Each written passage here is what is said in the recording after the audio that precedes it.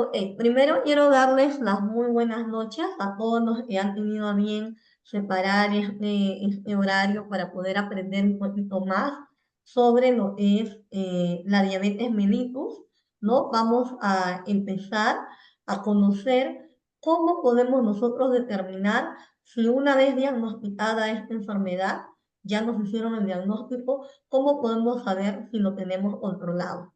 Para las personas que no me conocen, yo soy la doctora Gabriela John Guerrero, soy médico de familia, he hecho el posgrado en la Universidad Nacional Mayor de San Marcos, tengo experiencia como docente en algunas universidades, como la misma Universidad San Marcos, en la Universidad Cayetano Heredia, que también he enseñado, y también he estado en la Universidad Norbert Wiener, ya, en las facultades de medicina. En las tres universidades he enseñado en docencia en servicio y también he ido a dictar clases pues, en la universidad, ¿no? Actualmente trabajo en la práctica privada en el consultorio de la Avenida Brasil 1436, Pueblo Libre, y también trabajo en la seguridad social, ¿no? Mi campo de acción generalmente es todos los pacientes con enfermedades crónicas, con un enfoque de repente un poco diferente, ¿no? A lo que es la medicina convencional, en el sentido de que si bien es cierto, en el seguro, que es donde yo trabajo también, no se puede hacer de repente una consulta tan integral como quisiéramos, a diferencia de la práctica privada, siempre trato de poderle dar en el poco tiempo que tengo la máxima calidad de atención al paciente para que el paciente pueda entender qué es lo que le está sucediendo, pueda empoderarse y pueda tener información de valor. ¿Ok? Entonces, les agradezco su asistencia y bueno, vamos a empezar. Para empezar, como ustedes, como la gran mayoría de ustedes saben, la diabetes mellitus prácticamente en hoy por hoy se ha convertido en una pandemia, se podría decir, ¿no? Si bien es cierto, no se contagia, sin embargo, tiene factores genéticos claramente demostrados, sobre todo la tipo 1, pero nos vamos a enfocar en la tipo 2, en el cual un familiar directo, por ejemplo, si usted tiene su papá, su mamá o un abuelo diabético, usted tiene el riesgo de padecer en algún momento de su vida esta enfermedad. ¿De qué va a depender que la desarrolle o no? De diversos factores, ¿no? Del estilo de vida que se lleva, el estilo de vida estamos incluyendo lo que es la alimentación, el manejo de las emociones, la actividad física que usted realice o no. Entonces, todo eso va a conllevar a que de repente los genes de diabetes que usted tiene se pueden activar. Entonces, para empezar, para, ¿no? Para ponernos en contexto, la diabetes mellitus ha aumentado drásticamente a nivel mundial, no solamente en el Perú, sino a nivel mundial. Antes había prácticamente menos diabéticos que ahora. En los últimos 30 años ha aumentado considerablemente la cantidad de pacientes con este diagnóstico. ¿Ok? La gran mayoría de ellos está justamente en la región de las Américas. ¿Y esto por qué? Porque lamentablemente pues la cultura latinoamericana y americana tiene una cultura de, si bien es cierto, comemos rico, pero comemos mal, ¿verdad? Eh, en 1980, ¿no? Prácticamente desde 1980 se ha aumentado esta cantidad de personas y lo más grave es que el 40% de personas con diabetes no saben su condición, es decir, están caminando por ahí sin saber que tienen esta enfermedad. ¿Ah?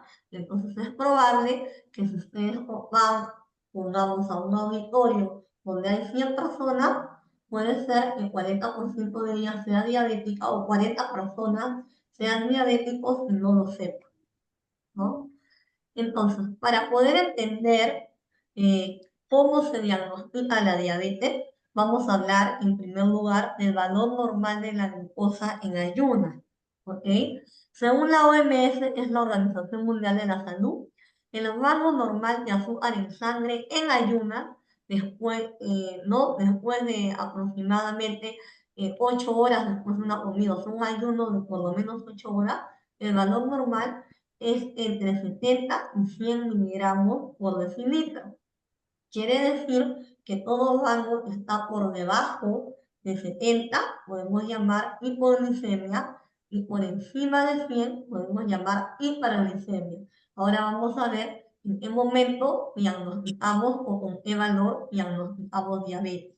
¿Okay? Entonces, el valor normal es entre 70 y 100 miligramos por decilitro.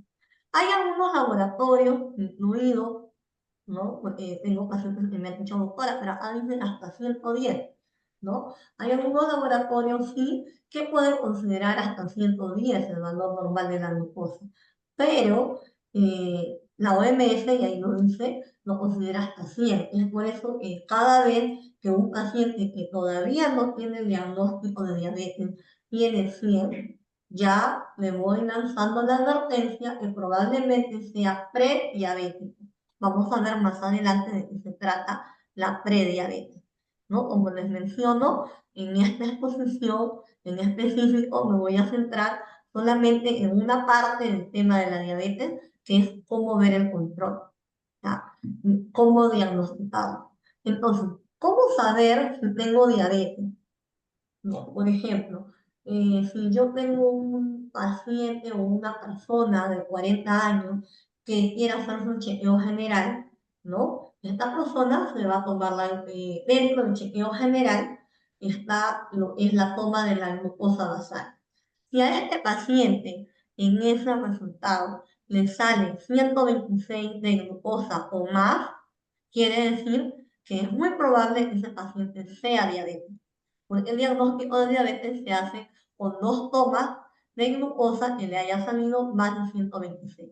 Entonces, si en la primera le sale 126 o más, se tiene que repetir idealmente al día siguiente. Si estamos de repente en un consultorio privado, podemos volver a pedirle al paciente la toma de glucosa basal.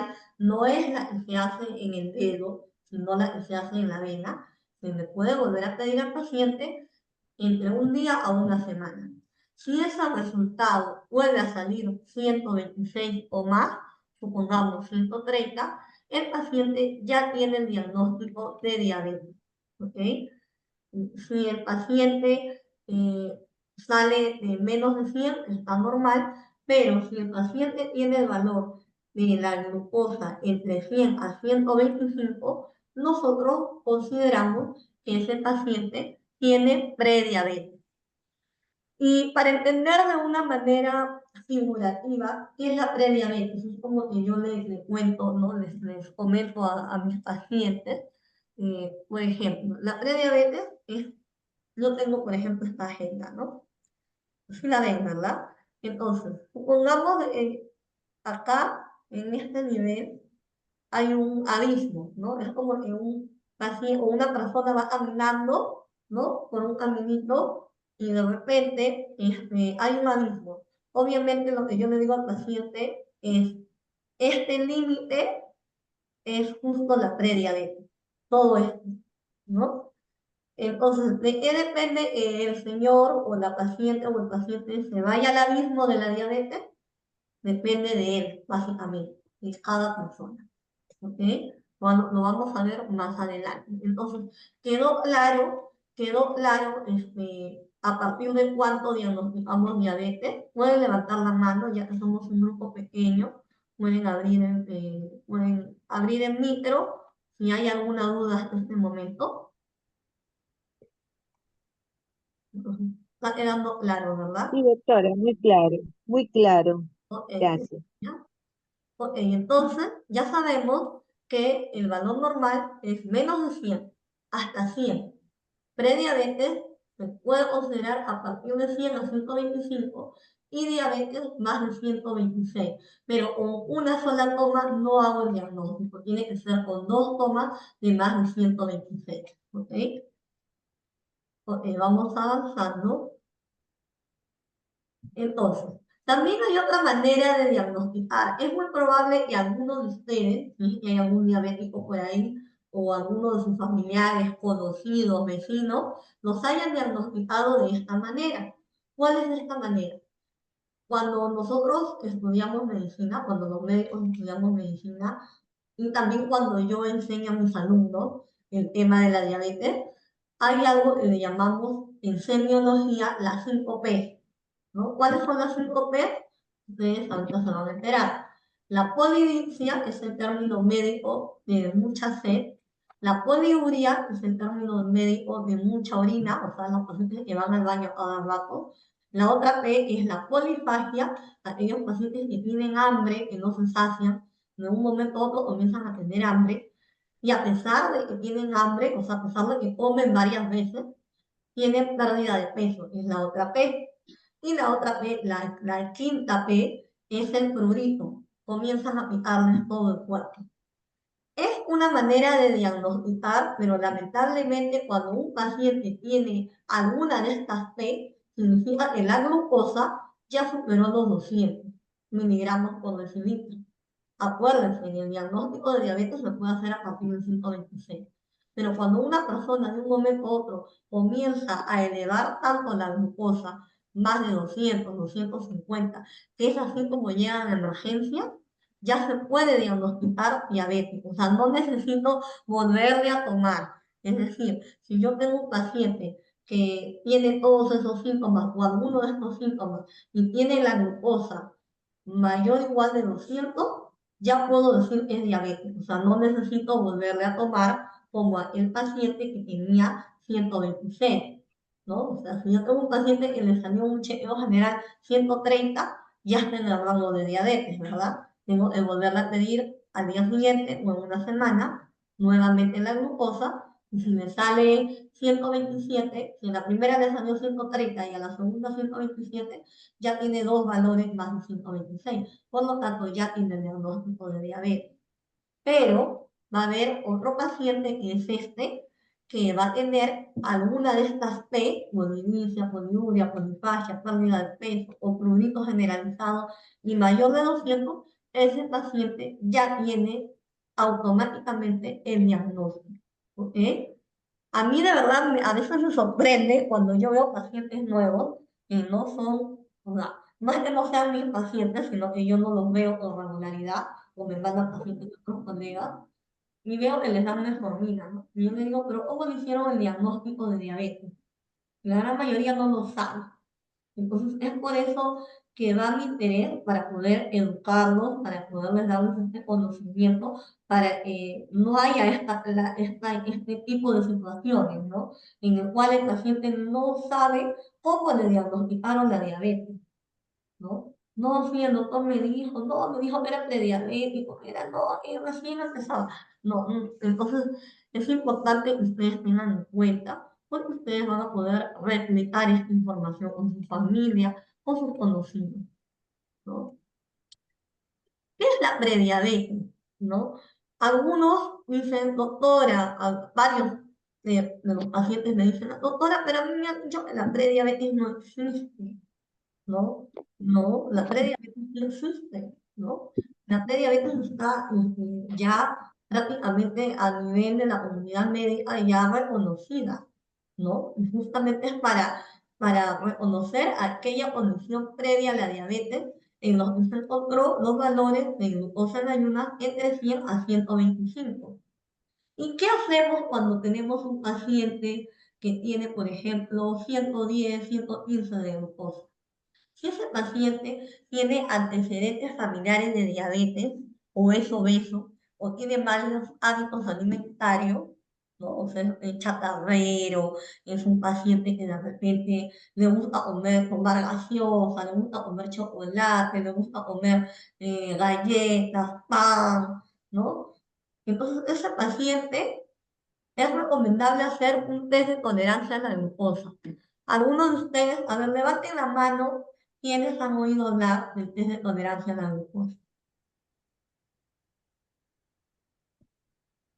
A ver, ninguno, ninguno ha oído hablar del test de tolerancia a la glucosa. Bueno, entonces voy a tener que explicar Sí, más doctora. a ver, al señor Alcibiades, a él sí ha Sí, escuchado. doctora, sí. Ya, ok, perfecto. Entonces, entonces, ¿a quiénes se le hace el test de tolerancia a la glucosa? Particularmente yo le hago un test de tolerancia al paciente que me salió entre 100 a 125 y sobre todo que tenga obesidad, sobrepeso, familiar directo de paciente de un diabético, o sea, que su papá, que su mamá, su abuelo o algún hermano tenga diabetes y que tengan malos hábitos alimenticios, ¿no? Pero por A o B, sobre todo lamentablemente en el seguro donde las citas son muy largas, a veces no se puede hacer el test de tolerancia a la glucosa, ¿no? Entonces, lo que yo le recomiendo al paciente es que haga dieta 3 meses y en 3 meses se le controla con este examen que ya vamos a conversar, que es la hemoglobina glicosilada y la glucosa basal, que es lo mismo en glucosa en ayuno, ¿ok? Entonces, hay esas dos maneras de diagnosticar, o sea, mejor dicho, de abordar a un paciente con prediabetes, ¿no? Entonces, para poder definir si este paciente prediabético verdaderamente es prediabético o diabético, hay que ver primero sus factores, antecedentes familiares, sus factores de riesgo, si sobrepeso, si come mucha comida chatarra, entonces se recomienda hacer el test de tolerancia. ¿Y cómo se hace el test de tolerancia? Vamos a hablar del test de tolerancia. El test de tolerancia es un test en el cual al paciente normalmente se le hace 3 muestras de sangre, ¿no? Mínimo 2. Se le toma la glucosa inicial, en el cual la glucosa idealmente debería estar entre 70 a 110, ¿no? Pero si el resultado sale más de 126 en la primera prueba, ¿qué significa? Que tiene diabetes, ¿verdad? Entonces, ¿para qué yo le voy a dar, para qué le voy a seguir haciendo la prueba si ese paciente ya tiene diabetes? Entonces le dicen al paciente, señora, tiene que ir a su médico. Solamente, prácticamente pasó la primera fase. La primera fase es que le tomaron una ayuna y ese paciente que tuvo más de 126, obviamente no le pueden dar la sustancia azucarada porque lo van a hacer volar en glucosa. Y le dicen, vaya nomás, señora. A mí me ha pasado varias anécdotas que se las cuento generalmente a mis alumnos, ¿no? Porque a veces nosotros los médicos en la consulta, sobre todo en la parte pública, donde no hay mucho tiempo, no le explicamos al paciente en qué consiste la prueba de la hemoglobina glicosilada. Simplemente le damos la orden, ¿no? Simplemente le decimos, ya señora, con este examen vamos a saber si usted es diabética o prediabética. Y le damos la orden. ¿Qué sucede? Cuando no explicamos cómo es ese examen, el paciente va al laboratorio y el laboratorio, si es un laboratorio nuevamente de la parte pública donde hay harta cola, donde hay hartos pacientes, no se van a dar el trabajo de decirle, señora, ¿sabe qué? Ha salido alto su primer examen, tiene que cuidarse, vaya con su médico lo más pronto. No, no le dicen, simplemente le dicen ya, váyase, nada más. Y aquí viene la anécdota que les quiero contar y que se la cuento a mis alumnos, ¿no? Por ejemplo, vino una señora contenta, otro médico le había dado la orden y vino contenta a la consulta, ¿no? Y yo la veía bien contenta, pero en su examen de tolerancia a la primera muestra nomás le había salido 250, ¿ya? Y en la primera glucosa, o sea, el médico que le mandó el test de tolerancia, le mandó porque la señora tenía la primera glucosa 115, o sea, todavía no era diabética. Hasta que le dieron la cita, pasó como 2 meses y le hicieron el test de tolerancia. Y en la primera muestra tenía 250. Y en el laboratorio me dijeron, ya vayas, nada más, ¿no? Y la señora venía contenta, y yo decía, ¿por qué entra tan contenta? Y yo le digo a la señora, señora, ¿por qué motivo está viniendo? Yo ya sabía, ¿no? Pero yo siempre pregunto el motivo de la consulta porque tengo que ver quién es el paciente, ¿no? Sobre todo cuando es un paciente nuevo. Y la señora me dice, ay, doctora, vengo porque el doctor que me vio la vez pasada me dijo que mi glucosa había salido un poquito alta, pero me mandó este examen para ver si era diabética. Pero no soy, no, doctora, porque en el laboratorio me dijeron que todo estaba bien. Y yo dije, y le dijeron que todo estaba bien. qué raro. Y así me dijeron en el laboratorio. Bueno, no, me dijeron que me vaya nomás. Entonces, como me dijeron que me vaya, yo veía y había otras personas que se quedaban. Y yo me fui. Entonces ahí me tuve que dar la mala noticia, era diabética.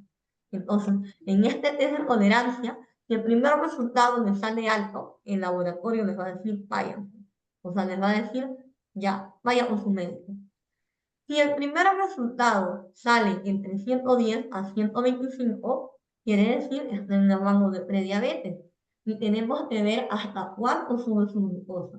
Entonces, el laboratorio lo que va a hacer es le va a dar la sustancia azucarada. A algunos laboratorios les hacen pedir, pero en el seguro les hacen traer una limonada dulce, una naranjada. En otros laboratorios sí le dan la sustancia, es un polvito que le llamamos glucosa anhidra, ¿no? En los laboratorios, se podría decir, particulares, les hacen esa prueba con esto.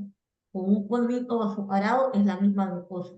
Y se toma la prueba generalmente a la hora y a las 2 horas. El diagnóstico se hace sobre todo a las 2 horas.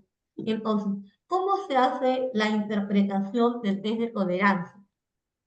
Miren, les estoy enseñando prácticamente cosas que normalmente se les enseña a un estudiante de medicina, pero es con el objetivo de que ustedes puedan tener información de valor para que puedan poder de repente estar más empoderados en este tema, ¿ya? Entonces, si a las 2 horas el test de tolerancia sale menor en 140, es normal. O sea, el paciente no es diabético y tampoco es prediabético. Me dejo entender.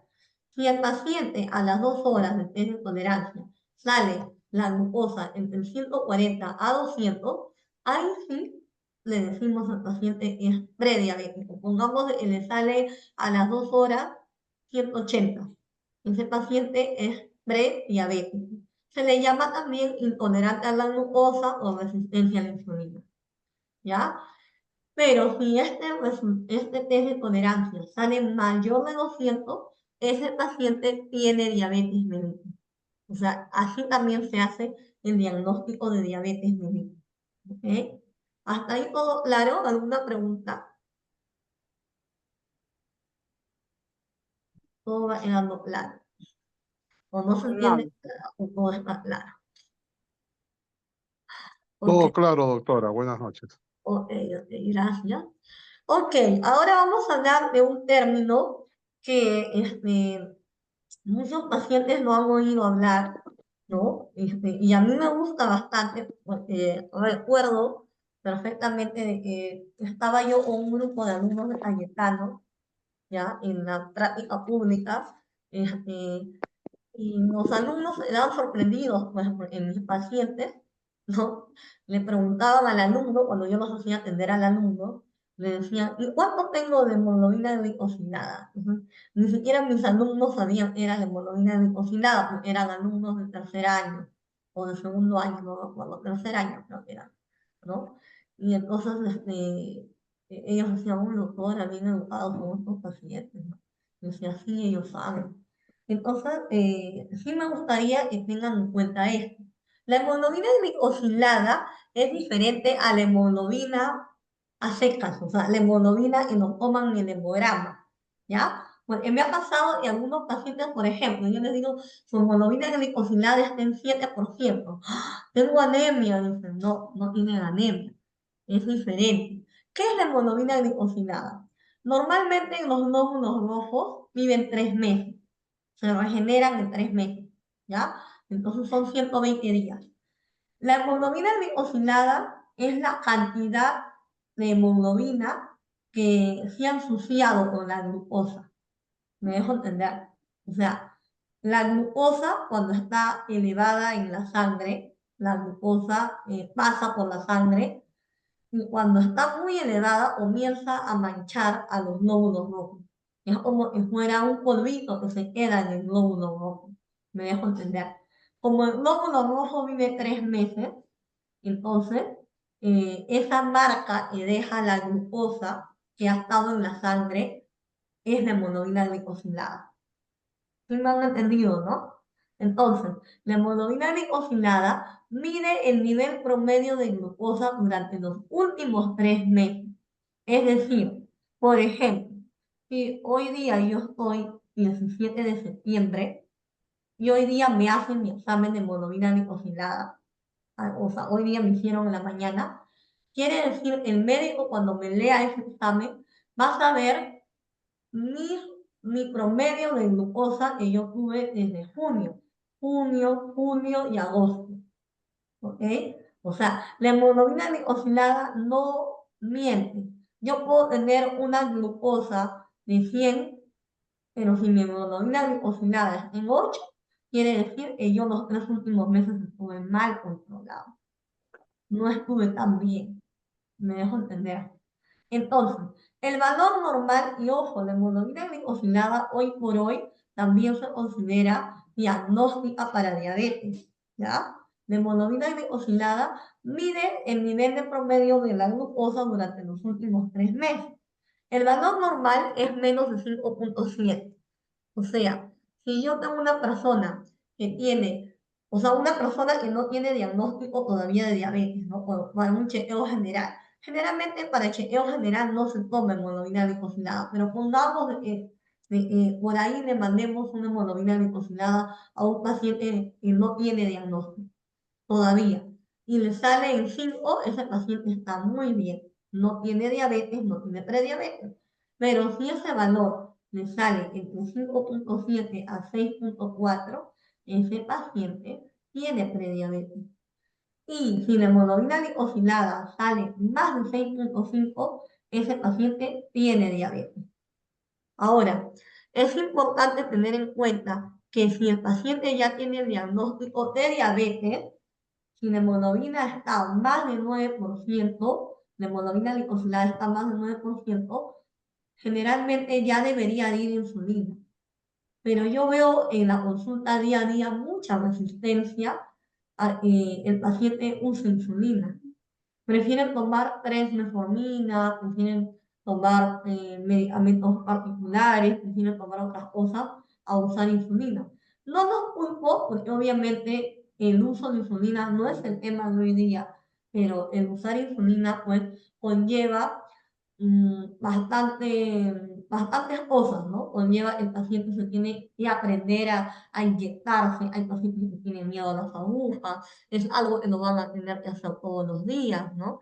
Entonces, eh, es importante de todas maneras el paciente sepa que si la hemoglobina glicosilada está más de 9, ya debería considerar el uso de insulina. A mí me pasa algo muy peculiar. Los pacientes particulares, los que veo en el consultorio, no le tienen tanto miedo a la insulina porque la gran mayoría están bien controlados. O sea, la mayoría de mis pacientes en los consultorios están bien controlados. Manejan glucosa de menos de 130 y hemoglobinas glicosiladas menos de 7. Pero mis pacientitos, que veo muchos de aquí, ¿no? Mis pacientitos del seguro, la gran mayoría sí le tienen miedo a la insulina. ¿Por qué? Porque no se controla. Algunos, cuando mis pacientes ya están mejor, la mayoría de mis pacientes, pero algunos pacientes por ahí están como que se controlan, se descontrolan, se controlan, se descontrolan. Son como un gusanito, como una serpiente, ¿no? Y están así, como que un mes están bien, a los 3 meses pueden estar mal, después vuelven a estar bien, se asustan, ¿no? ¿Y eso por qué? ¿Por qué creen ustedes de que, de que hay diferencia entre una clase de pacientes y otra clase de pacientes? ¿Por qué? Porque de repente los pacientes del seguro tienen más cosas a la mano, a pesar de que el seguro tiene sus falencias, ¿no? Y que muchos se pueden quejar, no hay cita, no hay laboratorio, me demora, pero, o sea, y no quiero decir que la medicina sea gratis, porque muchos de ustedes me van a decir, no, pero ya he aportado 30, 40 años al seguro y todo lo demás, que es verdad, ¿no? Que no lo niego, pero es diferente pues pagar una consulta privada, es diferente de repente comprar el medicamento, de repente comprar un suplemento, de repente venir a controlarse, es diferente, ¿verdad? Entonces de repente te cuidas más, ¿no? Y eso es un llamado a la acción para aquellos pacientes que de repente es un factor importantísimo para los pacientes que tienen más cosas a la mano o que les sale entre comillas gratis las cosas, tomen más conciencia. Hay una pregunta, dice, voy a leer la pregunta porque veo en el chat. ¿Es lo mismo diabetes que prediabetes? No, no es lo mismo. Porque la prediabetes es una condición que me va a permitir, es como, espero que usted recién ha entrado, pero lo voy a repetir. La prediabetes, ¿ya? La prediabetes es una condición que me da un margen de tiempo para yo evitar llegar a la diabetes. ¿Es perjudicial tener prediabetes? Sí, porque es parte del síndrome metabólico que ya hemos hablado en alguna exposición también, ¿no? La prediabetes es más de 100, glucosa más de 100, y uno de los criterios del síndrome metabólico es tener la glucosa más de 100. Pero tenemos que verlo como una oportunidad. O sea, ¿es malo tener prediabetes? Sí es malo, ¿por qué? Porque no estás normal, o sea, no estás metabólicamente bien, porque estar metabólicamente bien significa que tu glucosa esté menos de 100, ¿no? Prediabetes es que tu glucosa nuevamente esté entre 100 a 125, y si tu glucosa está entre 100 a 125, dependiendo de los factores de riesgo, o sea, si has tenido un papá con diabetes, Mante. te tienes que cuidar más. Mantente y sigue para arriba. Bajen, por favor, apaguen el audio, porque si no, no voy a poder responder. Entonces, para responder a la pregunta, ¿cuál es la diferencia? Que la prediabetes, más que diferencia, es justamente como su nombre lo dice, la prediabetes es una condición previa a la diabetes.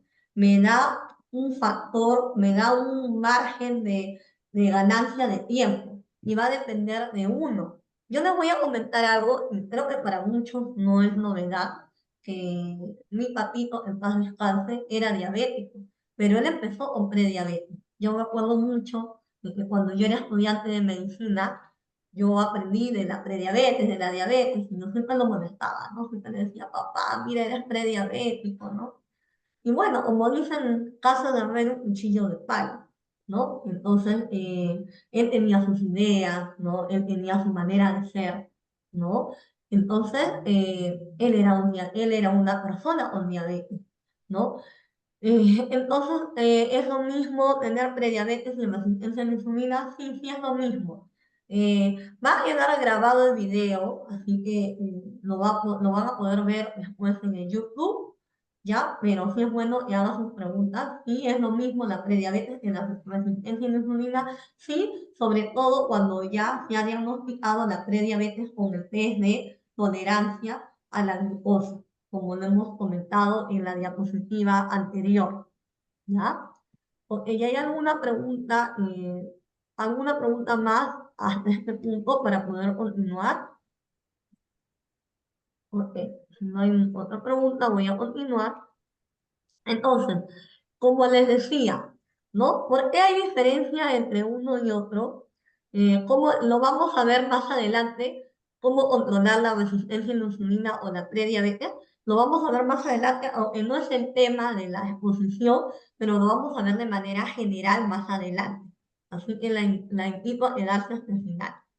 Eh, entonces, les decía que la hemoglobina glicosilada no miente. Si ustedes ven esta imagen, acá tenemos, yo les decía que la hemoglobina glicosilada es el promedio de las glucosas que manejó el paciente. Entonces, si yo tengo una hemoglobina glicosilada de 9, o sea, si el paciente me viene con una hemoglobina glicosilada de 9% y me viene con una glucosa basal en 110, y me dice, doctora, ya ve, mi glucosa salió bien, tengo 110. Y yo le digo, no. ¿Por qué? Porque la hemoglobina glicosilada me indica cómo estuvo usted los últimos 3 meses antes de la consulta. Y los últimos 3 meses ha estado en un promedio de 212 de glucosa, lo cual está muy mal, ¿no? ¿Por qué? Porque es un riesgo alto al mal control de la diabetes, que vamos a ver más adelante qué cosas puede producir, ¿no? Entonces es importante saber, ¿por qué les he puesto una cámara de video? Porque, como yo les digo a mis alumnos y también a mis pacientes, la glucosa basal es como tomar una foto momentánea. ¿no? El paciente de repente dice, ya me toca mi examen, me voy a cuidar toda esta semana. O sea, los 3 últimos meses he estado comiendo mal, pero justo mi examen me toca el 18 de septiembre, mañana. Y yo me he estado cuidando desde el día 10. Obviamente mi glucosa va a salir normal, probablemente, pongamos, salga a 120, ¿ya? Sale en un paciente diabético, ya vamos a ver los controles del diabético, pero supongamos de que el paciente es diabético y comienza a cuidarse una semana antes de su examen. La glucosa le va a salir 120, menos de 130 en un diabético es una diabetes controlada, como lo vamos a ver en otras diapositivas. Pero si mi hemoglobina glicosilada me sale en 9, el médico se va a dar cuenta de que ese paciente está haciendo trampa.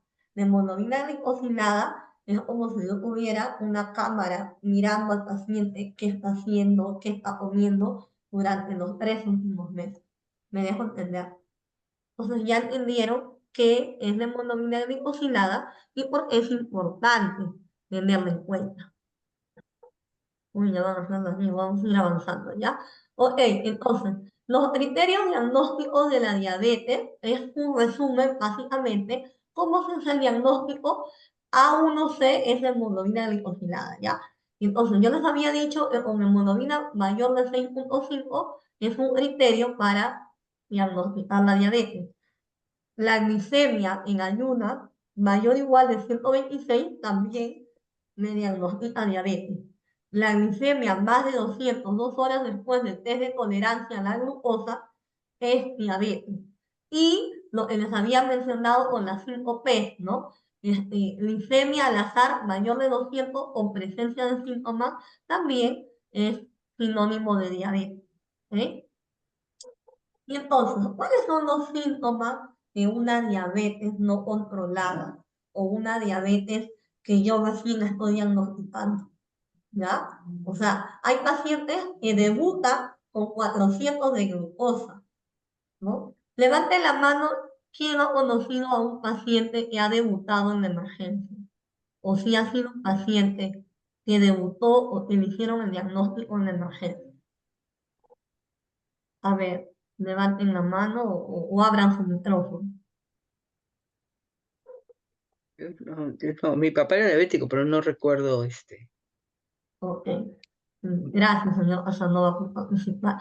Pero hay pacientes que les diagnostican la diabetes en emergencia. ¿Por qué? Porque son esos pacientes que llegan con una sed extrema, que orinan a cada rato, que sienten una fatiga, un desvanecimiento, que tienen una conducta irritable, que están irritados, que tienen una visión borrosa, que tienen heridas que no cicatrizan, que les pica el cuerpo, que tienen hongos, porque tienen infecciones urinarias, ¿no? Como dijo el doctor Cristian, no sé quiénes estuvieron la semana pasada con el doctor Cristian Hidalgo, ¿no? Y nos habló justamente de lo que era la microbiota vaginal, de las infecciones urinarias, y él hablaba justamente del azúcar, ¿no? Y tiene bastante relación con este tema. Entonces, estos síntomas nos indican que ese paciente no está controlado, ¿ya? Hay algunos pacientes que tienen diabetes y que no lo saben, o sea, que no hacen síntomas, porque sus niveles de glucosa no están tan altos, ¿no? Tienen 130, tienen 128, pero sin embargo ya están en el rango de diabetes, ¿no? Pero no significa que no lo tengan. Pero es más peligroso cuando los niveles de glucosa empiezan a aumentar. Una vez que tengo el diagnóstico de diabetes, ¿cómo sé si estoy controlando mi enfermedad? ¿No? Una vez que ya el médico me dijo, señora, señor, señorita, lamentablemente usted tiene el diagnóstico de diabetes. Si el diagnóstico lo hicieron con glucosa de más de 200 o más de 300, voy a saber que estoy controlado porque mis síntomas van a comenzar a disminuir conforme yo empiece a tomar acción, comience a tomar el tratamiento y comience a tener estilos de vida más saludables. Pero si me hicieron el diagnóstico con menos de 200, como por ejemplo aquel paciente que tenía 128 o 130, entonces el control básicamente es con los análisis. Lo mismo para los pacientes prediabéticos. Por ejemplo, lo que preguntaba la señora Giovanna, ¿no? Ella tiene, me imagino, tiene el diagnóstico de prediabetes. que quiere decir que tiene una glucosa en 110, por ejemplo, o 108, 104, ¿no? ¿Cómo voy a saber si todavía continúo en prediabetes? Haciéndome los análisis, porque probablemente no tenga algún síntoma, o si no tengo, tendré uno y otro síntoma. Los controles de laboratorio mínimo deben ser cada 6 meses. Idealmente trimestral, y si tengo más plata o más suerte, mensual, ¿no? Entonces, es ideal siempre estarse controlando, ¿no? Sobre todo cuando nuestra glucosa sobrepasa los 100. Y ahora estamos entrando al tema principal de la exposición. El tema era, ¿cómo saber si mi diabetes está controlada o no? Sobre todo para aquellos que ya tienen el diagnóstico. Bueno, acá está preguntando. Ahorita vamos a responder, señora Giovanna, por favor. Como le dije, el tema es cómo saber si el paciente diabético está controlado. El tema de la prediabetes no es el tema, pero también le vamos a responder su pregunta en la parte que corresponde. ¿Ya? Un momentito. Entonces, valores objetivos de control de la diabetes. Entonces, si yo ya tengo el diagnóstico de diabetes, ¿cómo puedo saber que mi diabetes está yendo por buen camino, por buen control? Si mi glucosa en ayunas es menor a 130, todo paciente que ya tiene el diagnóstico de diabetes y está tomando metformina porque es diabético y su glucosa sale menos de 130, está chévere, o sea, está controlado. Si la glucosa 2 horas después de comer es menor de 180, también podemos decir que está controlado. Si yo me tomo la glucosa a las 10 de la noche, idealmente tengo que estar menos de 140. Eso también significa que mi diabetes está controlada. Si mi hemoglobina glicosilada está menos o igual a 7, significa que mi diabetes está controlada. Me dejo entender. Si yo no tengo estos 3 parámetros, o sea, sobre todo, si yo tengo una glucosa, por ejemplo, que está en 150, si yo soy un paciente diabético que ya está tomando metformina, 3 metforminas al día, porque hay pacientes que toman 3 metforminas al día, ¿ya?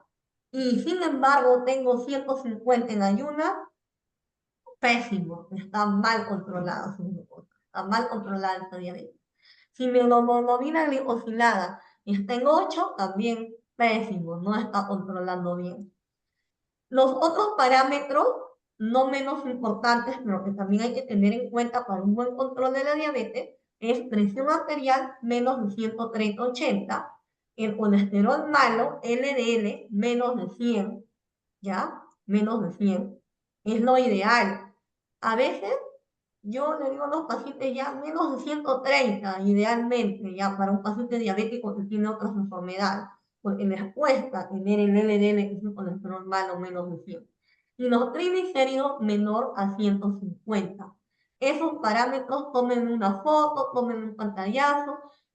Esos parámetros todo paciente diabético debe tener en cuenta para saber si su diabetes está bien controlada o mal controlada. Y en este punto, sí sería bueno que el paciente diabético tenga un glucómetro, ¿no? Es importante que tenga un glucómetro o que tengan acceso a un glucómetro, ¿ya? Ok, siguiente. Entonces, ¿cuáles son? Esto más que nada es repetitivo, ¿no? Pero es un cuadrito en el cual la glucosa en ayunas tiene que ser menos de 130, 2 horas después de comer menos de 180, la hemoglobina glicosilada menor de 7, tienen que tener todos los diabéticos idealmente, nunca mayor de 9, porque si tienen más de 9 ya deberían usar insulina. Los triglicéridos idealmente tienen que tenerlo menos de 150, el LDL menos de 100, la presión arterial menos de 130/80, ¿ya? Y tienen que pasar por lo menos un tamizaje renal y una revisión ocular una vez al año, por el tema de las complicaciones, ¿ya? Ahora, ¿qué pasa? Esto lo he sacado de un librito, ¿ya? Lo voy a mencionar porque como estoy grabando para YouTube, el doctor Elan Manrique es un endocrinólogo muy conocido del Hospital Loaiza, hizo un libro que se llama Walter Ruth y Javier controlan su diabetes, ¿ya? Entonces, este librito me llegó a mí cuando yo era interna de medicina. Imagínense, hace más de, yo estudié medicina en el año 2001 o 2007. Entonces, más de 20 años, ¿no? Y cuando yo era interna, eran, bueno, menos de 20 años, ¿no? 2007, más o menos 17 años. Eh, Cuando yo era interna, ese librito, me acuerdo que me lo regalaron, ¿no? Y en ese librito está esto. Y es muy gráfico, porque ¿qué sucede cuando un paciente que sabe que tiene diabetes, y eso va también para aquellos pacientes que saben que tienen prediabetes? Ojo con esto, a la señora que preguntó, si usted no controla la prediabetes, por lo que vamos a decir más adelante, puede llegar a diabetes. Y si llega a diabetes, puede tener cualquiera de estas complicaciones. ¿Cuáles son? Pérdida de la memoria. A veces el paciente no se da cuenta y comienza a olvidar las llaves, comienza a olvidar lo que tenía que hacer, puede tener problemas cardíacos, puede tener cansancio, puede tener retinopatía, cataratas, glaucoma, puede tener parestesia, ¿no? O síntomas neurológicos, como por ejemplo lo que llamamos polineuropatía diabética, puede tener hincadas, adormecimiento en las piernas, adormecimiento en las manos, hormiguitas, ¿no? Lo que le llamamos hormiguitas, pueden tener retención urinaria, vejiga perezosa, o sea, u orinan muy poquito u orinan bastante, pueden tener el estómago perezoso, que le llamamos gastropatía diabética, o pueden tener o bien estreñimiento o bien diarrea, enteropatía diabética, y todo está interconectado. Y vuelvo a mencionarles la exposición brillante que nos dio el doctor Hidalgo sobre la microbiota, porque había una parte donde el doctor dijo la microbiota intestinal, que bueno, aquellos pacientes que han tenido acceso al ebook de la microbiota ya se habrán dado cuenta de que la microbiota intestinal se forma desde el nacimiento, ¿no? Y es muy importante, hay varios factores que alteran la microbiota. Entonces, una microbiota alterada también es un factor de riesgo para que el paciente que tiene predisposición genética haga la diabetes como enfermedad, ¿no? Y entonces, vamos a tener una serie de complicaciones si no nos controlamos. Y acá está la respuesta, señora Giovanna, ¿no? Acá yo le podría agregar prediabetes. ¿Cómo poder controlar o cómo evitar las complicaciones de la prediabetes o de la diabetes e incluso de la hipertensión arterial, de la enfermedad renal crónica o de cualquier enfermedad crónica en general? Yo siempre le digo a mis pacientes, y los que ya son mis pacientes varios años o bastante tiempo, saben que yo tengo esta analogía de la mesa, ¿no? Siempre les he dicho que esa enfermedad crónica es como una mesa, en la cual la mesa tiene 4 patas, ¿no? Y esas 4 patas de la mesa tienen que tener estabilidad de la misma manera o la misma intensidad, o sea, tiene que ser del mismo tamaño. Bueno, esta patita se ve más chiquita porque es una visión en 3D, ¿no? Es una visión, es una proyección, ¿no? Pero en realidad esta pata es del mismo tamaño que las otras 3. Entonces, tengo 4 patas. Una de las patas son los medicamentos o las indicaciones dadas por su médico. La otra pata es consumir alimentos saludables y no solamente alimentos saludables, sino suplementos también que puedan ayudar. La otra pata es evitar el estrés o emociones negativas y la otra pata es hacer actividad física y ejercicio regularmente. Varios médicos, e incluso yo misma, cuando el paciente tiene prediabetes, evalúo sus factores de riesgo y evalúo la personalidad del paciente. ¿Ya? Para responderle la pregunta a la paciente, a la persona que preguntó, ¿no? La pregunta fue, tengo prediabetes, me recetaron metformina, pero me hace daño. ¿Cómo controlarla? Déjeme decirle que no es la primera persona ni la única a la cual le diagnostican prediabetes y le recetan metformina. Seguramente muchos de los pacientes que están acá conocen o de repente son pacientes prediabéticos que les recetaron metformina para prevenir. Entonces, hay varias corrientes médicas y varios conceptos que van a variar de médico a médico, ¿no? Cada médico tiene su manera de tratar al paciente de acuerdo a la concepción que tiene el propio paciente. Entonces, yo le voy a comentar lo que yo hago con mis pacientes.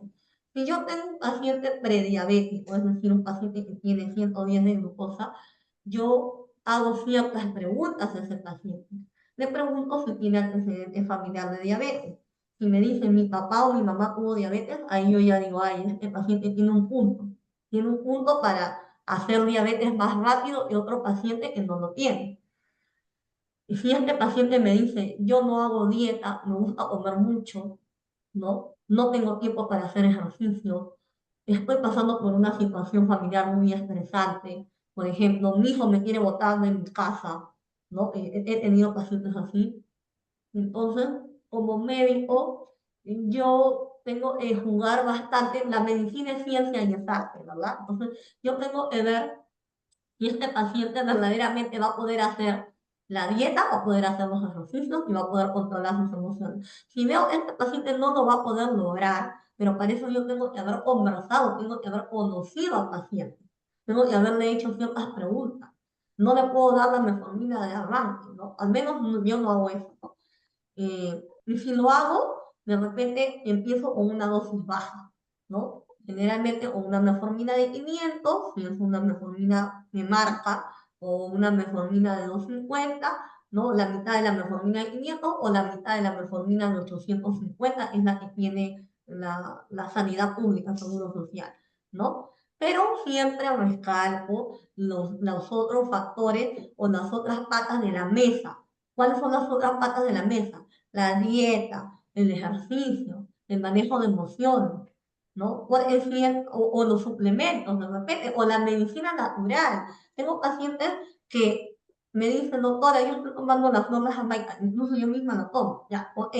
Si te va bien con las flores jamaica, si me traes hemoglobina glicosilada menos de 7, perfecto, hágalo.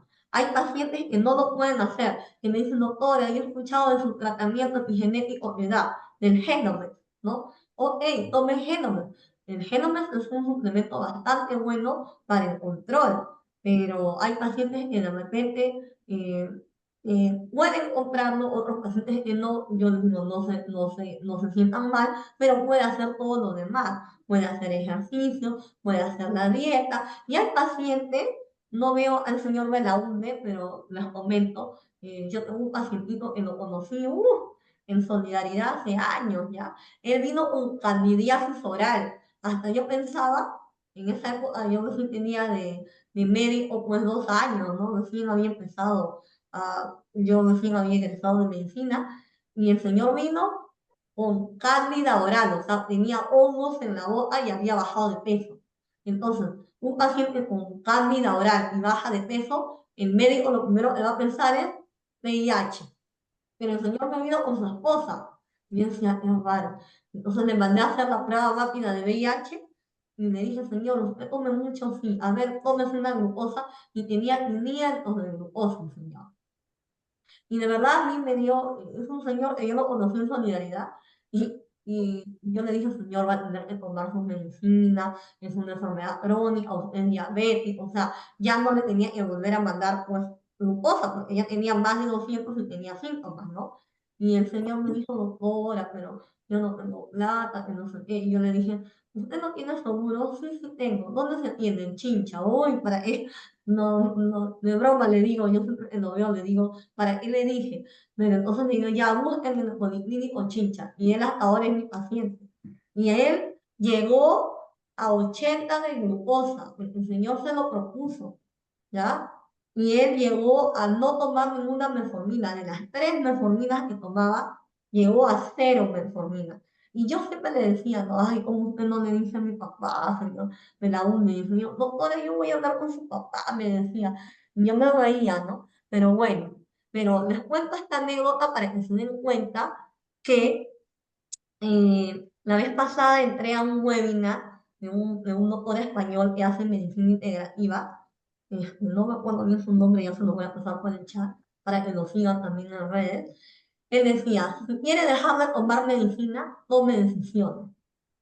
Eso es lo que decía. Entonces, eso es lo que yo le digo, señora Giovanna. Si usted quiere dejar de tomar la metformina porque le hace daño, porque en realidad la metformina es un medicamento que cuando uno lo da por primera vez, a algunos pacientes les choca.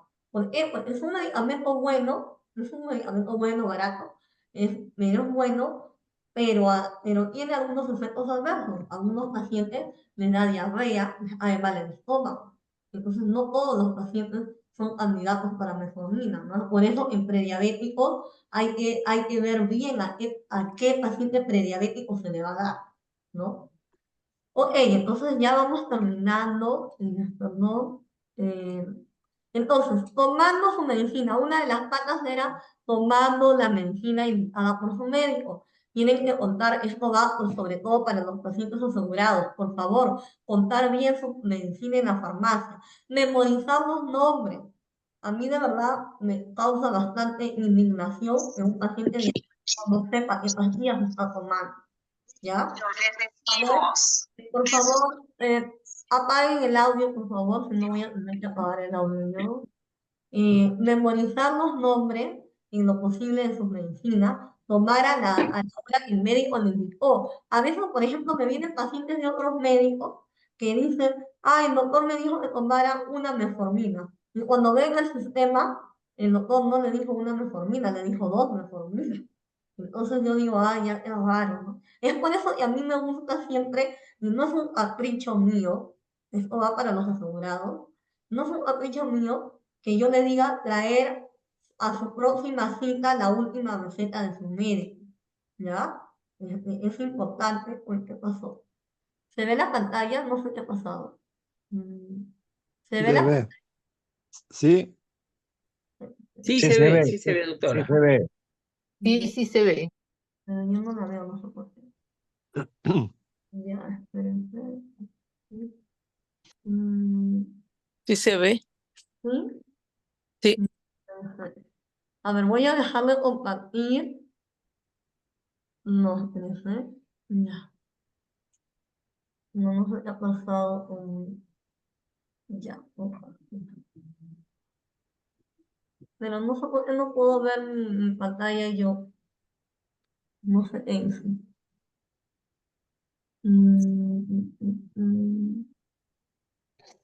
Ya. Ay, no sé, no puedo ver. No puedo ver mi pantalla. Un momento, ¿ya? Ya, doctora. Mm, ay, ya.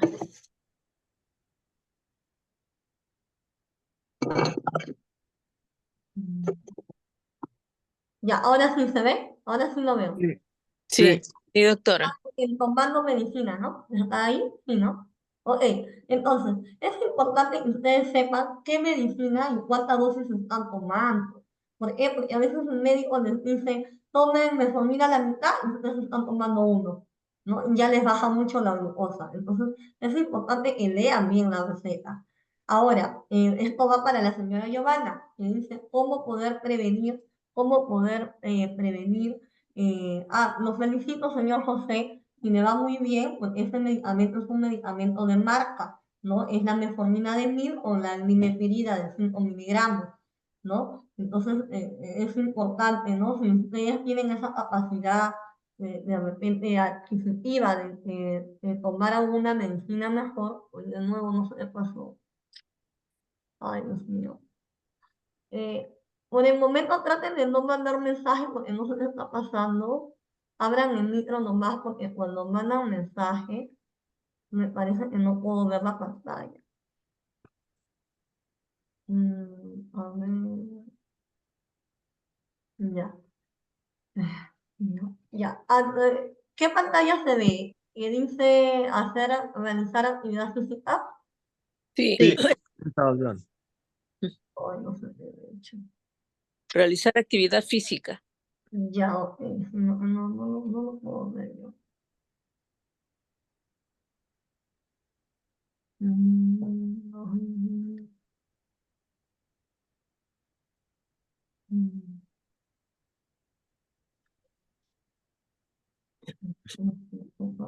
Ya, ahí se ve. Ahora sí. Ya, ok. Entonces, realizar actividad física. Como le decía a la paciente que preguntó cómo poder controlarme sin metformina. Yo tenía un paciente diabético, les acabo de contar, que se controlaba la diabetes, que ya estaba diagnosticada, sin metformina. Solamente haciendo dieta, actividad física y manejando sus emociones. ¿no? También tengo varias clases de pacientes. Tengo pacientes que toman 3 metformina, 3 nimetamida y aún así no logran controlar su diabetes, ¿no? A esos pacientes, por ejemplo, los estoy ayudando con la terapia genética, algunos están yendo bien, ¿no? Entonces, por lo menos hacer ejercicios 30 minutos 3 veces por semana. Idealmente 6 veces a la semana. O sea, todos los días sería lo ideal y descansar un día. Ojo, no es lo mismo trajín que hacer ejercicio. No es lo mismo que yo diga, no, como dicen, ¿no? Pero yo voy al mercado, trapeo, limpio, plancho, subo, bajo escaleras, no. Son 30 minutos, 3 veces por semana, que yo me tengo que dedicar a mí, a pensar en cosas bonitas mientras bailo, a visualizarme de una manera positiva, ¿no? O sea, hacer actividad física es generar endorfina, no generar estrés oxidativo, o sea, no estar pensando en lo que tengo que hacer, en que, ay, que me contestó así, que la vecina me miró mal, etcétera. No, no es así, ¿ya? La parte emocional es muy importante. Aquí, hoy de nuevo sucedió. Ya, en la parte emocional es muy importante. ¿Por qué? Porque es importante tener en cuenta de que, si bien es cierto, a veces pueden decir la diabetes emocional. Varios de ustedes habrán dicho, mi diabetes es emotiva, ¿no? Algunos de ustedes han escuchado ese término diabetes emotiva. ¿No? Sí, sí, sí, mi cuñado tiene. Ya, y algunos médicos dicen, no, no hay diabetes emotiva, ¿no? Algunos colegas se molestan, dicen, no, no hay diabetes emotiva, eso no existe, ¿no? Y no es eso, no es de que no haya diabetes emotiva. Lo que pasa es de que es muy importante para el control de cualquier enfermedad crónica la parte emocional. Ya lo hemos conversado con el doctor Hidalgo también la semana pasada, ¿no? Y es difícil, pero no imposible. Yo veo a diario pacientes que tienen múltiples problemas familiares. Apaguen su audio. ¿Ven la pantalla? Sí, se Sí. ve la pantalla, ¿no? Sí, sí Ok. se ve, doctora. La parte emocional es muy importante, ¿ya? ¿Qué les diría yo? Cuando ustedes tengan, nosotros a veces yo le llamo reto de salud, o sea, en este caso la prediabetes o la diabetes, no se enfoquen en lo malo, hay que enfocarse en la oportunidad que tienen para poder mejorar. Tener mente positiva atrae cosas buenas. Hay que dormir adecuadamente, es importante, el sueño, ¿ya? Hay que tener fe, hay que orar, hay que meditar, hay que practicar la respiración consciente, ¿no? Esto de repente en una consulta más amplia se puede hablar, pero para que ustedes tengan de manera general, ¿ya? No puedo leer los chats, pero no sé, no, están escribiendo en el chat. No puedo pasar a la otra, no sé qué ha pasado. Ya, ahora sí. Ok, ya vamos a finalizar. La alimentación saludable, yo no soy nutricionista, pero doy una orientación general. Lo que les puedo decir a los pacientes diabéticos es que no se trata de que ustedes coman de todo, pero poquito. A mí de verdad me genera nuevamente, me genera gracia a veces, y a veces me genera indignación cuando veo que el paciente no controla su glucosa, ¿ya? Me genera gracia y a veces indignación porque hay pacientes diabéticos que dicen, yo como de todo pero poquito. No, está mal, no es que usted coma de todo pero poquito, porque usted tiene una enfermedad, usted tiene una patología, tiene una condición, tiene un diagnóstico. Le tocó, lamentablemente le tocó, pues su papá, su mamá era diabético, qué sé yo, lamentablemente tiene que aceptarlo. Y se basa en la aceptación. Yo recuerdo mucho había pacientes de una doctora que trabajaba, bueno, que es endocrinóloga, pero que ya no trabaja en el centro de trabajo. Había pacientes que me contaban que la doctora le decía, repita conmigo, soy diabético. Y la doctora les hacía decir, repita conmigo, tengo diabetes. Y no dejaba de tener razón, porque muchas veces los pacientes no se concientizan del diagnóstico. No, yo no tengo diabetes, no, yo tengo prediabetes nomás, ¿no? O sea, no, mi glucosa es emotivo nada más, ¿no? Yo me sé controlar, ¿no? Y la verdad de la mayonesa es de que cuando vienen a su control, tienen hemoglobinas glicosiladas de 10, tienen homonomías deposicionadas de 9. Lo que yo hago es, ok, no se controla, le doy una oportunidad en 3 meses. Y ya veo en 3 meses, en 6 meses, no está controlando, yo lo derivo, cuando estoy en el seguro, lo derivo en endocrinología, ¿no? Pero no me pasen el consultorio porque los distintos los pacientes también controlados acá. Pero eso pasa más en la seguridad social, ¿no? Y seguramente también en el MINSA, ¿no? Bueno, de manera general les puedo decir que el plato ideal es el plato en donde la mitad del plato va a tener ensalada y la otra mitad del plato va a tener un solo carbohidrato. O sea, no voy a mezclar la papa con el arroz, no voy a mezclar la papa con el tallarín, ¿no? Y voy a tener la proteína, ¿no? Eso es el plato ideal de manera general. Y también tenemos las frutas que son menos dulces. Si tengo que comer fruta, a mí de verdad me sorprende cuando los pacientes diabéticos me dicen, doctora, pero yo como fruta. Ah, ya, ¿qué fruta comes? Chirimoya, uva, plátano, lúcuma, guanábana, que son las más dulces, ¿no? No comen estas de acá, que son las menos dulces, ¿no? Estas son las frutas menos dulces, ¿ok? Todavía sí. Ay, Entonces son las frutas y la doctora todavía sí. A ver, por favor apaguen el audio, creo que esta ya es la última diapositiva. Entonces, voy a leer acá dice, a ver, dice, soy diabético con una pastilla de, yo no sé contestar eso. A ver, soy diabético, a ver, acá tengo un paciente que dice, soy diabético y tomo una pastilla diaria de metformina de 250. Cuando alguien me pregunta qué tipo de diabetes tengo, yo no sé qué contestar. Reviso receta, análisis, y en ninguno otro tipo de diabetes. No sería importante que en las recetas escriba y conste el tipo de diabetes. Señor Sandoval, hay solo 2 tipos de diabetes. Lo más probable es que usted tenga la diabetes tipo 2. La diabetes tipo 1 generalmente se da en niños y en jóvenes de menos de 20 años. Entonces, y son los que usan insulina, son insulino dependientes. Solamente hay, como le digo de manera general, 2 tipos de diabetes, tipo 1 y tipo 2. Y hay, en cada una de ellas hay subtipos, pero que no vienen el motivo de la exposición. Pero lo más probable es que usted tenga diabetes tipo 2 y seguramente está controlado porque solamente toma una metformina. Ok, entonces en la última diapositiva quería comentarles.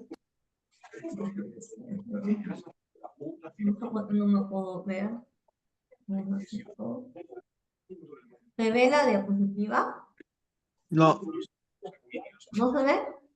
no, doctora. Alimentación saludable Ah, ya. es lo que se ve. Ya, ok. Está la anterior. Ya, perfecto. Entonces, no sé cómo hacer para. Ay, Dios mío. No sé, creo que me tengo que volver más experto en este Zoom. Ya. Ok. No sé cómo pasar a la siguiente. A ver. He dejado de compartir y ahora voy a compartir. Ya, ahora sí. Ya. Ok, entonces, eso era lo que yo les quería comentar y decirles que si usted verdaderamente está interesado en tener un mejor control, tome decisiones para que tome menos pastillas. Y bueno, les quería comentar que para ellos que tienen algunos conocidos o aquellos que tengan a bien de repente tener algún mejor control, para los asistentes a este Zoom les tengo una oferta especial 4 controles médicos, un control semanal por 100 soles, el valor normal, porque yo la consulta privada la cobro 85 soles, que vendría a ser 85 por 4, 340, ¿no? Pero para ellos que crean que necesitan un mejor control, ¿no? Por haber participado en este Zoom, les tengo esta promoción. Así que pueden escribir a este número de WhatsApp, ¿no? A mi asistente o yo misma de manera personal voy a poderles contestar. Así que si tienen algún familiar, algún conocido o ustedes mismos quisieran tomar esta promoción, me lo hacen saber. ¿Ok? Entonces, ¿tienen alguna pregunta o alguna inquietud? Ya para finalizar, porque creo que nos hemos tomado más de la hora.